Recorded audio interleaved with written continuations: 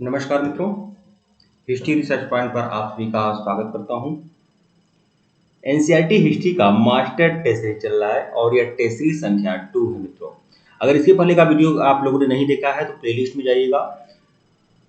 जाइएगा NCERT history test, NCERT history master test के नाम से प्लेलिस्ट बनी हुई है। बहुत ही बढ़िया इंपॉर्टेंट सीरीज आप लोगों के लिए है।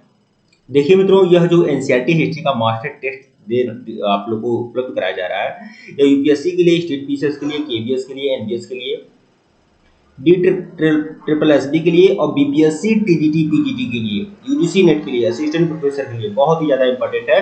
विशेष रूप से मैं बीपीएससी टीजीटी और पीजीटी की बात करूंगा, क्योंकि बीपीएससी टीजीटी पीजीटी की कोर्स यहाँ पर चालू हो रहे हैं और चालू हुए हैं। आप सभी लोग हमारे कोर्स को ज्वाइन करना चाहते हैं, ज्वाइन कर सकते हैं।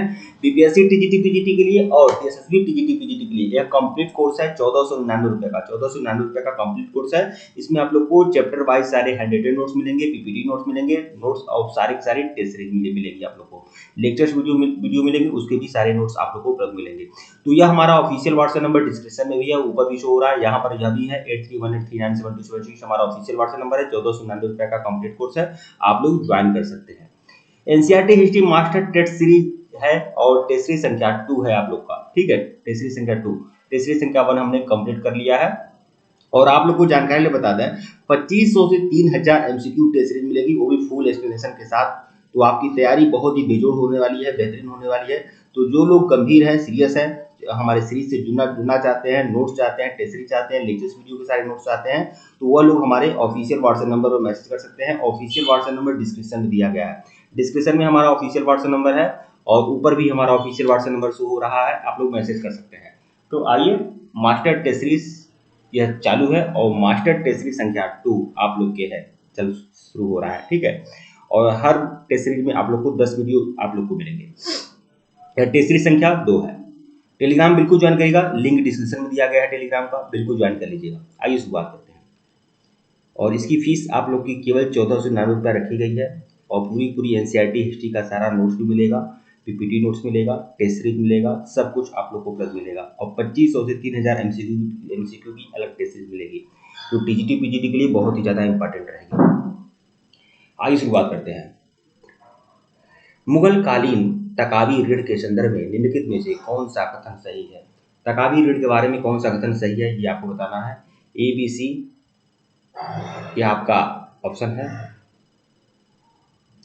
देखिए, यह खेती के विस्तार एवं बेहतरी के लिए राज्य की ओर से दिया जाता था। तो बिल्कुल तकावी ऋण जो होता था वह किसानों को मिलता था। ठीक है, किसानों को मिलता था ताकि वह खेती के लिए लोन ले सकें। तो देखिए, तकावी ऋण मुख्य रूप से मुगल काल में खेती के विस्तार और बेहतरी के लिए राज्य की ओर से दिया जाने वाला ऋण था। इससे गरीब खेतिहरों को अकाल, सूखे और बाढ़ जैसी विपरीत परिस्थितियों में उबरने में सहायता मिलती थी। साथ ही उन्हें इस समय पर भू राजस्व देने के लिए समर्थ बनाने का राज्य का एक प्रयास था। तो तकावी ऋण था। ठीक है, और तकावी ऋण एक शुरू किसने किया था? मोहम्मद बिन तुगलक ने शुरू किया था। अगर मध्यकाल में देखा जाए तो मोहम्मद बिन तुगलक ने तकावी ऋण शुरू किया था। प्रश्न संख्या 12 देखिएगा। मुगल साम्राज्य के पतन के समय में अवध के स्वायत्त राज्य का संस्थापक निम्नलिखित में से कौन था? बहुत ही ज्यादा इंपॉर्टेंट है।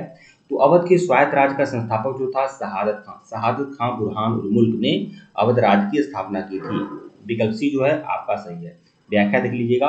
मुगल साम्राज्य के पतन के समय अवध के स्वायत्त राज्य का संस्थापक शहादत खान बुरहान उल मुल्क था। इसके बाद उसकी जगह उसके भतीजे सफदरजंग ने ली थी। मतलब पहले स्थापना किसने किया था अवध राज्य का, मतलब स्वतंत्रता का जगह कौन था? शहादत खान बुरहान। इसने शहादत खान इसका नाम था, लेकिन इसकी एक पदवी थी, टाइटल था, बहुत बुरहान उल मुल्क कहा जाता था इसको। ठीक है, इसका जब डेथ हो गया तो इसका भतीजा सफदरजंग, ठीक है, अवध का नवाब बना। सफदरजंग के बाद सुजाउद्दौला अवध का नवाब बना था। ठीक है, और उसके बाद अलीवर्दी खां बंगाल के नवाब। अलीवर्दी खां के बारे में बात आते हैं तो यह आप बंगाल का नवाब है, यह अलग है, बल्कि सुजाउद्दौला अवध का नवाब था। मतलब पहले बना शहादत खां, उसके बाद सफदरजंग, उसके बाद सुजाउद्दौला। ठीक है, प्रश्न 13 देखिएगा। देखिए मित्रों, डिस्क्रिप्शन में मैं जो आप लोग को बता रहा हूँ, व्याख्या बता रहा हूँ, वह इस सीरीज की जान है। ठीक है, और ऐसे ही आप लोग को 2500 से 3000 एमसीक्यू की टेस्ट सीरीज मिलेगी। तो मैं बहुत कुछ देने वाला हूँ 1499 रुपये की सीरीज में। ठीक है, तो जो भी लोग बीपीएससी टीजीटी पीजीटी के लिए है, एसएसबी टीजीटी पीजीटी के लिए है, एबीएस के लिए है, एनडीएस के लिए है, यूजीसी नेट के लिए है, असिस्टेंट प्रोफेसर के लिए है, वो लोग हमारी सीरीज को ज्वाइन कर सकते हैं। प्रश्न संख्या 13 देखिएगा, हैदर अली के संदर्भ में निम्नलिखित कथनों पर विचार करिए। तो वह अशिक्षित था। तो देखिए, हैदर अली के संदर्भ में निम्नलिखित कथनों पर विचार करना है। वह अशिक्षित था, वह एक कुशल प्रशासक था, उसने फ्रांसीसियों की सहायता से डिंडीगुल में एक आधुनिक शस्त्रागार स्थापित किया, उसने द्वितीय आंग्ल मैसूर युद्ध में उसने अंग्रेजों को बुरी तरह से पराजित किया। तो यह तो सही नहीं है, बाकी बाकी आपका 1 2 3 आपका सही हो सकता है, देख लेते हैं। ठीक है, हाँ वही बात कर रहा हूँ, 1 2 3 आपका सही है, 4 आपका सही नहीं है, क्योंकि द्वितीय आंग्ल मैसूर युद्ध में हैदर अली की पराजय हुई थी, जीत नहीं हुआ था। तो यह विकल्प बी आपका सही है, 1 2 3, 1 भी सही है, 2 भी सही है, 3 भी सही है। इसकी व्याख्या देख लीजिएगा। दक्षिण भारत में हैदराबाद के पास हैदर अली के अधीन मैसूर का उदय हुआ। हैदर अली पढ़ा लिखा न होने के बावजूद भी बहुत ही अच्छा कुशल प्रशासक था। अपने राज्य में मुगल शासन प्रणाली और राजस्व व्यवस्था उसी ने लागू की थी। 1755 में डिंडीगुल में एक उसने आधुनिक शस्त्रागार स्थापित किया। इसमें उसने फ्रांसीसी विशेषज्ञों की मदद ली थी। मतलब आधुनिक शस्त्रागार जो है वो 1755 में डिंडीगुल में स्थापित किया था हैदर अली। ठीक है, 1769 में हैदर अंग्रेज फौजों को बार बार हराया था। मतलब देखिए, पहला जो आंग्ल मैसूर युद्ध हुआ था वो 1767 से 69 के बीच में हुआ था। तो 1767 से 69 के बीच में हैदर आंग्ल मैसूर युद्ध हुआ था। ठीक है, अंग्रेजों और हैदर अली के बीच में, और इसमें अंग्रेजों की हार हुई थी पहले आंग्ल मैसूर युद्ध में। ठीक है, और मद्रास के पास पहुंच गया। ठीक है, परंतु द्वितीय आंग्ल मैसूर युद्ध 1782 में क्या हुआ, हैदर अली मारा गया, लेकिन उसने अपना युद्ध जारी रखा, अतः उसके स्थान पर उसका बेटा टीपू गद्दी पर बैठा। प्रश्न 14 देखिएगा, निम्नलिखित कथनों पर विचार करना है कि यह दोनों बातें किसके बारे में कही जा रही हैं। यह दोनों बातें, ठीक है, तो देखिए, पहला है समय के साथ बदलने की इसकी इच्छा के प्रतीक थे। समय के साथ बदलने की उसकी इच्छा के प्रतीक थे। एक नए कैलेंडर को लागू करना, मतलब किसने एक नया कैलेंडर लागू किया। तो ये दोनों बातें जो है ये टीपू सुल्तान के बारे में कही जा रही हैं। जो टीपू सुल्तान ने क्या किया था, एक नया कैलेंडर लागू किया था अपने राज्य में, और सिक्का ढलाई की नई प्रणाली को काम में लाया था, और साथ ही साथ माप तौल की नई पैमाने को भी अपनाया था। यह काम टीपू सुल्तान ने किया था। उसके अलावा उसने एक उसकी बहुत ही प्रसिद्ध उक्ति थी कि एक शेर की तरह एक दिन जीना बेहतर है, लेकिन भेड़ की तरह लंबी जीवन जीना अच्छा नहीं है। मतलब शेर की तरह एक दिन जियो, लेकिन भेड़ की तरह बहुत लंबी जिंदगी बहुत अच्छी नहीं है। ठीक है, तो ये दोनों बातें टीपू सुल्तान ने कही थी। यह बातें टीपू सुल्तान ने कही है। तो दोनों पंक्तियां जो है ये टीपू सुल्तान से संबंधित है। तो विकल्प ए जो है आपका सही है। व्याख्या देख लीजिएगा, उपयुक्त दोनों ही विशेषताएं टीपू सुल्तान के विषय में है, अतः वह समय के साथ चलने वाला बहादुर और निर्भीक शासक था। टीपू के विषय में कुछ अन्य बातें भी हैं। उसे फ्रांसीसी क्रांति में गहरी दिलचस्पी थी। उसने श्रीरंगपट्टनम में स्वतंत्रता का वृक्ष लगाया और जैकोबिन क्लब का सदस्य भी बना। स्वतंत्रता का वृक्ष लगाया था और जैकोबिन क्लब का सदस्य बना था। ठीक है, उसने वर्ष 1796 में एक आधुनिक नौसेना खड़ी करने की भी कोशिश की थी। तो 1796 में उसने क्या किया, एक नौसेना भी उसने नौसेना उसने बनाया था। किसने, टीपू सुल्तान ने, 1796। ठीक है, उसके अलावा उसने उसके समय में मैसूर का किसान ब्रिटिश शासित राज्य मद्रास के किसान की तुलना में बहुत अधिक संपन्न और खुशहाल था। तो मैसूर का जो किसान था वो ब्रिटिश शासित जो मद्रास के किसान थे उसकी अपेक्षा मैसूर के किसान क्या थे, खुशहाल और समृद्ध थे। अंतिम आंग्ल मैसूर युद्ध जो हुआ था 1799 में हुआ था, और श्रीरंगपट्टनम के द्वार पर लड़ता हुआ टीपू सुल्तान मारा गया था।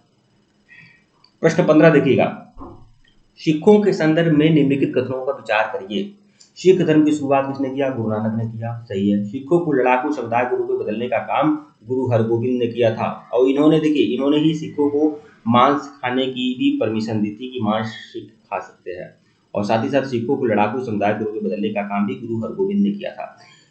तीसरा देखिए, अपने आखिरी गुरु गोविंद सिंह के नेतृत्व में सिख एक राजनीतिक और फौजी ताकत बने थे। अपने आखिरी गुरु गोविंद सिंह के नेतृत्व में सिख एक राजनीतिक और फौजी ताकत बने थे। देखिए 1 2 तो सही है, 1 2 सही है। तीसरे में 1 2 3 भी सही है। गुरु गोविंद सिंह के नेतृत्व में सिख एक राजनीतिक और फौजी ताकत बने थे, क्योंकि मेरे विचार में रणजीत सिंह का नाम आ रहा था, लेकिन गुरु गोविंद सिंह के नेतृत्व में एक सिख राजनीतिक फौजी ताकत जरूर बन गए थे, लेकिन सिख राज्य की स्थापना नहीं हुई थी। तो 1 2 3 तीनों बातें सही है। 1 भी सही है, 1 भी सही है और 2 भी सही है। देखिए 1 भी सही है, 2 भी सही है और 3 भी सही है। कौन सा कथन सही है, तो विकल्प डी। व्याख्या देख लीजिएगा, उपयुक्त सभी कथन सही है। सिख धर्म की शुरुआत गुरु नानक ने 15वीं सदी में किया था। वह पंजाब के जाट किसानों और अन्य छोटी जातियों में फैल गया सिख धर्म। वही लड़ाकू समुदाय के रूप में सिखों को बदलने का काम जिसने किया था, सिख गुरु गुरु हरगोविंद ने किया था। मगर 10वें और आखिरी गुरु गोविंद सिंह के नेतृत्व में सिख एक राजनीतिक और फौजी ताकत बने थे। औरंगजेब की फौजों और पहाड़ी राजाओं के खिलाफ 1699 से लेकर गुरु गोविंद सिंह ने लगातार लड़ाइयां लड़ी थी। ठीक है, प्रश्न 16 देखिएगा।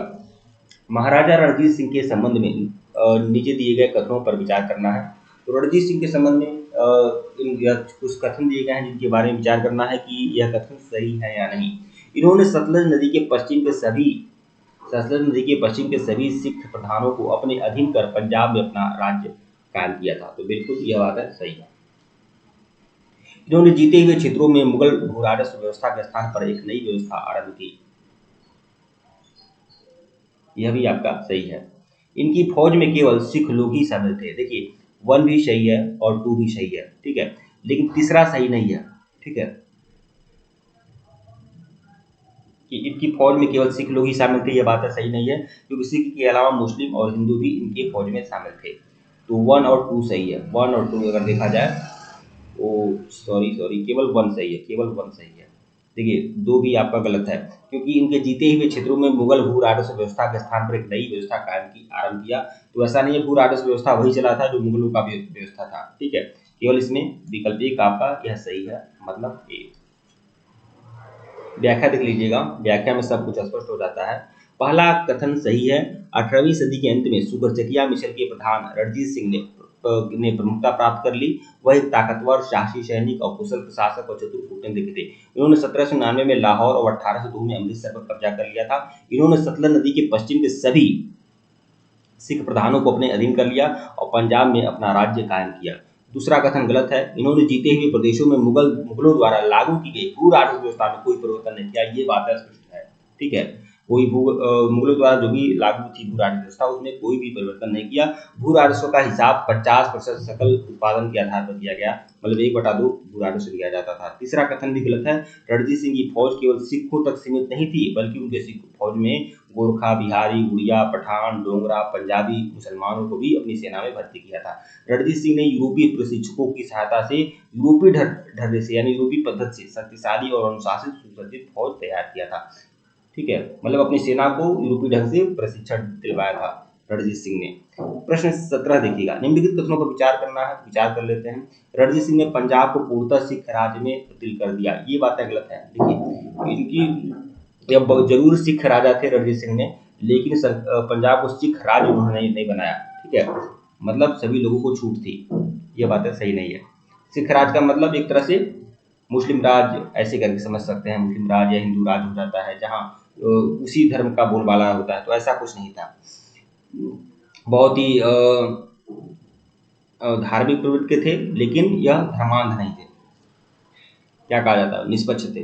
प्रश्न 2 देखिएगा। 19वीं सदी के आरंभ में अंग्रेजों द्वारा सतलज नदी के पूर्व के सिख राज्यों को अपने संरक्षण में लेने का रणजीत सिंह ने सशस्त्र संघर्ष के द्वारा विरोध प्रकट किया था। यह भी बात है, देखिए यह भी बात सही नहीं है। ठीक है, जब 19वीं सदी के आरंभ में अंग्रेजों द्वारा सतलज नदी के पूर्व के सिख राज्यों को अपने संरक्षण में लेने का रणजीत सिंह ने सशस्त्र संघर्ष के द्वारा विरोध किया, तो यह नहीं है। जब रणजीत सिंह जब सतलज नदी के पूर्व के प्रदेश जो थे, सतलज नदी के पूर्व के प्रदेश अगर अंग्रेजों ने ले लिया, तो रणजीत सिंह ने बस उन्हें लेने दिया। ठीक है, उन्होंने उसका विरोध नहीं किया, क्योंकि वह जानते थे कि अंग्रेज बहुत ज़्यादा शक्तिशाली हैं और उनको उनसे सीधी टक्कर का मतलब बहुत दिक्कत हो जाएगी। ठीक है, तो 1 भी सही नहीं है और 2 भी सही नहीं है। कौन सा कथन सत्य है?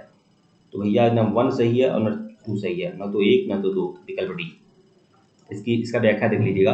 रणजीत सिंह धर्म के मामले में सहनशील और उदारवादी थे।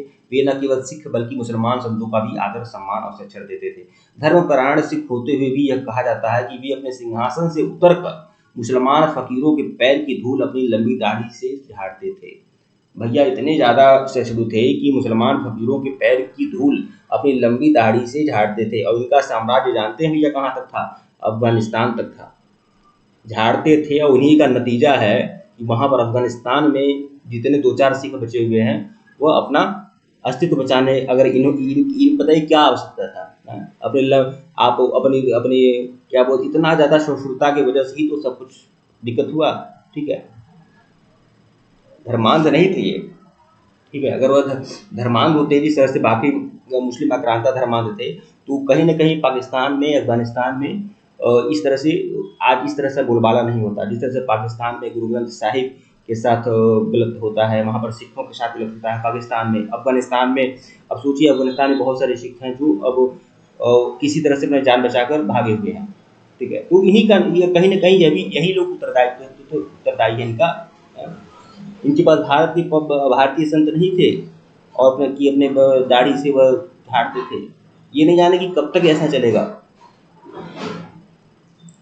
वस्तुतः किसी भी दृष्टि से रणजीत सिंह द्वारा शासित पंजाब एक सिख राज्य नहीं था।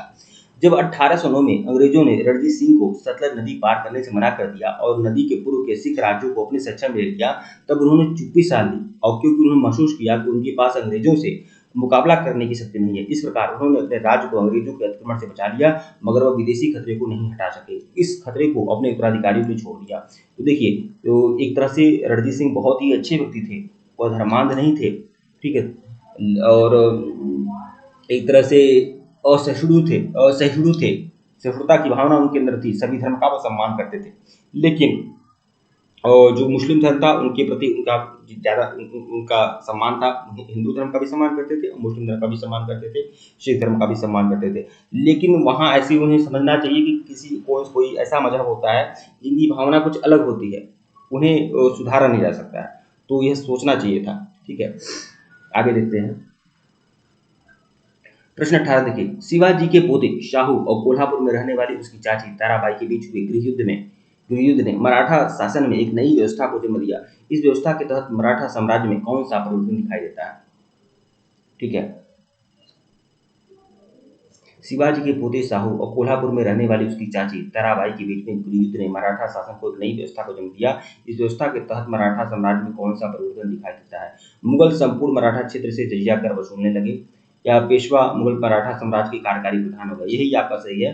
पेशवा जो हो गए क्या हो गए? मराठा साम्राज्य के कार्यकारी प्रधान हो गए, विकल्प बी। ठीक है, शिवाजी के पोते शाहू को जब 1707 में औरंगजेब की मृत्यु के बाद रिहा किया गया, तब जल्दी ही उसके और कोल्हापुर में रहने वाली उसकी चाची ताराबाई के बीच गृहयुद्ध छिड़ गया। इस झगड़े के फलस्वरूप मराठा शासन में एक नई व्यवस्था ने जन्म दिया। इसका नेता राजा शाहू का पेशवा बालाजी विश्वनाथ। इस परिवर्तन के साथ मराठा इतिहास में पेशवा आधिपत्य का नया काल आरंभ हुआ, जिसमें मराठा राज्य एक साम्राज्य के रूप में बदल गया। ठीक है, वसुधा बालाजी विश्वनाथ और उनका बेटा बाजीराव प्रथम ने पेशवा को मराठा साम्राज्य का कार्यकारी प्रधान बना दिया। मतलब सबसे पहले बालाजी विश्वनाथ पेशवा बने। ठीक है, और बालाजी विश्वनाथ के बाद बाजीराव प्रथम, मतलब एक तरह से वंशानुगत बन गए बालाजी विश्वनाथ के बाद। ठीक है, पेशवा का पद वंशानुगत हो गया। प्रश्न 19 देखिएगा, औरंगजेब का मकबरा निम्नलिखित में से कहाँ है? तो औरंगजेब का मकबरा 4 ऑप्शन है, खुलदाबाद में है, विकल्प ए। तो देखिए, औरंगजेब का मकबरा कहाँ है? खुलदाबाद में है। एतमाउद्दौला का मकबरा कहाँ है? आगरा में है। शेख सलीम चिश्ती का मकबरा फतेहपुर सीकरी में है, और अब्दुल रहीम खान खाना का मकबरा जो है दिल्ली में है। प्रश्न 20 देखिएगा, इस सीरीज का सबसे आखिरी प्रश्न, कौन सा कथन सत्य है ये बताना है। बाजीराव प्रथम को शिवाजी के बाद गुरिल्ला युद्ध का सबसे बड़ा प्रतिपादक माना जाता है। बिल्कुल सही है। बाजीराव प्रथम के समय में दक्कन के प्रांत भी चौथा अवसर देशमुखी मराठों को देते थे, ये भी सही है। ठीक है, बाजीराव प्रथम ने पुर्तगालियों के पश्चिमी तट के इलाकों को भी अपने कब्जे में ले लिया। पुर्तगालियों के पश्चिमी तट के इलाकों को भी अपने कब्जे में ले लिया। इसका देख लेते हैं। हाँ, 1 और 2 ही सही है। यहाँ पर 3 जो आपका यहाँ पर सही नहीं है, 1 और 2 सही है, मतलब विकल्प ए। इसकी व्याख्या देख लीजिएगा। पहला कथन सत्य है, बालाजी विश्वनाथ की 1720 में मृत्यु हो गई और उसकी जगह 20 वर्षीय बेटा बाजीराव प्रथम पेशवा बना। वह युवा होने के बावजूद एक निर्भीक और प्रतिभावान सेनापति और महत्वाकांक्षी राजनेता थे। उन्हें शिवाजी के बाद गुरिल्ला युद्ध का सबसे बड़ा प्रतिपादक माना जाता है। बाजीराव ने पहले मुगल अधिकारियों को विशाल इलाके से चौथ वसूल करने का अधिकार देने और फिर वे इलाके मराठा राज को सौंप देने के लिए मजबूर किया। तो बाजीराव प्रथम ने क्या किया? पहले मुगल अधिकारियों को उनके इलाके में चौथ वसूल करने का अधिकार देने को मजबूर किया कि आप लोग मुझे चौथ वसूल करने का अधिकार दो अपने राज्य में। ठीक है, और उसके बाद उन राज्यों को, उन क्षेत्रों को एकदम डायरेक्ट मराठा राज्य को सौंप देने के लिए बाजीराव प्रथम ने मजबूर किया था। दूसरा कथन सत्य है, और बाजीराव और दक्कन का निजाम उल मुल्क। देखिए, बाजीराव और दक्कन का जो निजाम था, निजाम उल मुल्क, 2 बार लड़ाई के मैदान में मिले और दोनों बार निजाम को मुंह की खानी पड़ी। उसे दक्कन का दक्कन प्रांत का चौथा अवसर देशमुखी मराठों को देने के लिए मजबूर होना पड़ा। तीसरा कथन गलत है। बाजीराव ने पुर्तगालियों के खिलाफ ही अभियान आरंभ किया, अंत में उन्हें सिलहट और वेसिन पर कब्जा कर लिया। ठीक है, कौन? मराठों ने कब्जा कर लिया, मगर पश्चिमी तट पर पुर्तगालियों को अपने इलाके पर कब्जा बना रहा। ठीक है मित्रों, वीडियो को लाइक और चैनल को सब्सक्राइब करिएगा। टेलीग्राम में बिल्कुल ज्वाइन करिएगा, लिंक डिस्क्रिप्शन में दिया गया है। अगर इसके पहले का वीडियो नहीं देखे हैं तो प्लेलिस्ट में जाइएगा। एनसीईआरटी हिस्ट्री मास्टर टेस्ट के नाम से प्लेलिस्ट बनी हुई है, प्लेलिस्ट में जाइए और सभी वीडियो को देखिएगा। यह हमारा ऑफिशियल व्हाट्सएप नंबर है 8318397276। 1499 का कंप्लीट कोर्स है, आप लोग बिल्कुल ज्वाइन कर सकते हैं। 8318397276 ऊपर भी शो हो रहा है। धन्यवाद। आपको टेलीग्राम बिल्कुल ज्वाइन करिएगा, लिंक डिस्क्रिप्शन में दिया गया है। धन्यवाद।